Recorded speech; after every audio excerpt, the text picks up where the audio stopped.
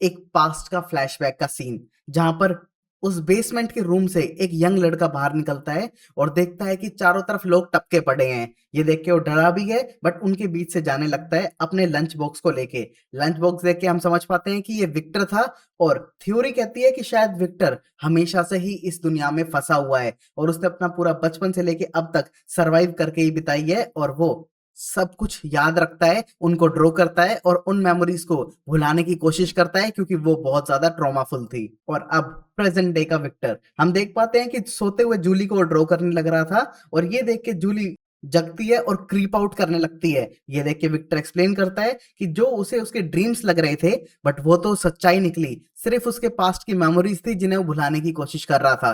But अब धीरे धीरे सब कुछ उसके सामने आता जा रहा है कि उसको पता है अब आगे करना क्या है। ये सुनकर जूली पूरी तरह से डर चुकी थी और उसको वहां से जाने के लिए कहती है। इस मोमेंट पे विक्टर उसकी बनाई हुई ड्राइंग जो बच्चों जैसी बनाई थी उसको पकड़ा के वहां से जाने लगता है और जूली अब रिग्रेट करती है कि शायद उसे अपने पेरेंट्स की बात सुन ही लेनी चाहिए थी। वहीं नेक्स्ट अब आती है ट्रूडी जो अपना पिलो वापस लेती है जूली से और उसकी टी शर्ट पहन के घूमने लग रही थी और अब उसे लगता है कि उसकी प्राइवेसी नहीं रही इस घर में रहने की वजह से और वो इमोशनल होने लगती है, रोने लगती है। बट तभी फातिमा आके उसे सपोर्ट करती है और उसको प्रॉमिस करती है कि ट्रूडी से उसके कपड़े वापस लौटा देगी और उसको उसकी पर्सनल स्पेस भी देगी। उसको अपनी फैमिली की तरह ट्रीट करने वाली थी जिसको देख के अब जूली बेटर फील करने लगी है। और अब हम टाउन में देख पाते हैं बॉयड को जो बहुत ज्यादा इमोशनल है फ्रैंक के टपकने के बाद और अब उस बॉक्स को क्लीन करते हुए वो अपने डिसीजन को बहुत ज्यादा रिग्रेट कर रहा था। यहाँ पर टियांग चैन जो कैनी की मॉम है वो बहुत ज्यादा इमोशनल होने लग रही थी अपने हस्बैंड को याद करते हुए क्योंकि वो भी टपक चुके हैं। बट और उसके साथ उसको कंफर्ट करने के लिए सैरा वहां थी।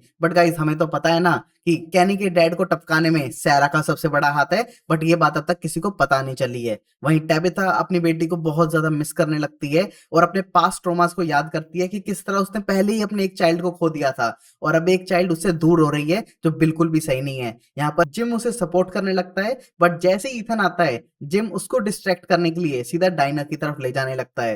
रास्ते में वो शेरिफ बॉयड को भी देख पाते हैं जो फ्रैंक की बॉडी को ले जाने लग रहे थे और वो ईथन से उस बॉडी को छुपाने की कोशिश करते हैं क्योंकि भैया वो बच्चे को ट्रॉमा तो देना नहीं चाहते हैं सब दिखा के। और ऊपर से वो ब्लेम करते हैं प्रीस्ट खत्री को इन सब चीजों के लिए। वहां पर बॉडी पहुंचाने के बाद ब्लेम करते हैं कि ये उसका डिसीजन था और अब उसे वो बॉक्स फिर से तैयार करना पड़ेगा। ये देखकर प्रीस्ट खत्री उसे एक्सप्लेन भी करता है कि किस तरह लोग तो मर रहे थे उसके आने से पहले भी बट जब से वो आया था टाउन में एक शांति सी आ चुकी थी।